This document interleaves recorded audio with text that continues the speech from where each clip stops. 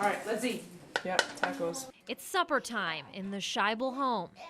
Dad Brian is a fourth grade teacher, Mom Patty an X-ray technician. It's been a busy day, so Katie, Mackenzie, and Lyle are about to enjoy a hodgepodge supper of chicken nuggets, PB&J, veggies. I don't want any vegetables. Before rushing off to soccer and softball.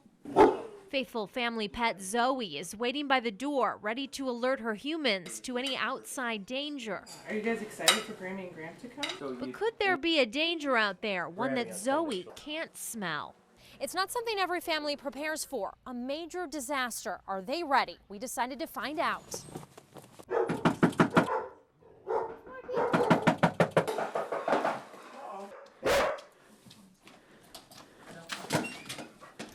Hi, there has been a major disaster. Okay. We need you to evacuate your home. You have 5 minutes. Get what you need. Expect that you won't be able to come back for weeks, if not months. You have 5 minutes. 5 minutes, all right. Hey. Katie, Mackenzie, you have 5 minutes to get in your room and get anything you need. We're leaving. Go. The Scheibels are going through a simulation. They get 5 minutes to evacuate. In the event of a real disaster, they could have more time. They could have less. Tell you what, we're going to leave you here. That way I know where you are. Grab a bag and throw some clothes in it.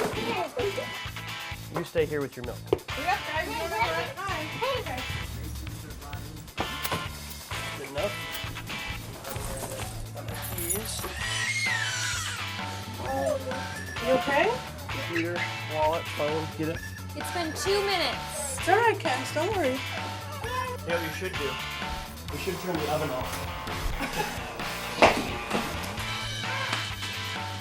You have 2 more minutes. I think Social Security comes in here. Lock the doors. We got a minute, right? I'm gonna grab some food for the dog. We're just gonna grab the whole bin of dog food because it's easier. You don't have keys? 45 seconds. I'll find keys. Nope, I have the dog. And time. What I need. Got all the kids and the dog.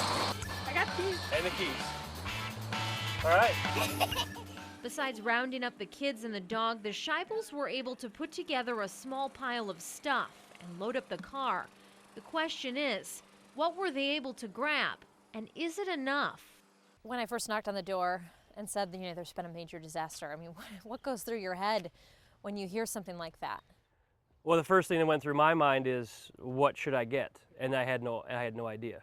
I couldn't answer that question at the time. After going through this drill, had this been a real disaster, do you feel like your family was prepared? Do you have a plan? No. I mean, honestly, no. I mean, I think we have all the important stuff. We have everybody.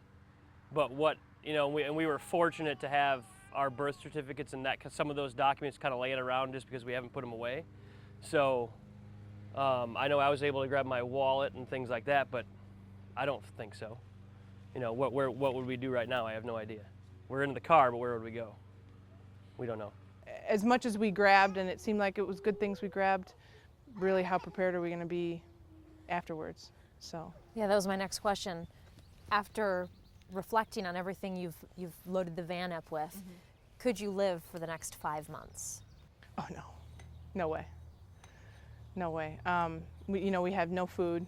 We have, and again, depending on the disaster, there's no bandages or no first aid kit in our car. The Scheibels managed to collect themselves, the kids and the dog, clothes for their kids, stuffed animals, dog food, important documents, their computer and cell phones. Is there anything that you would have grabbed that you missed now that you think of, now that you've had time to take a breath?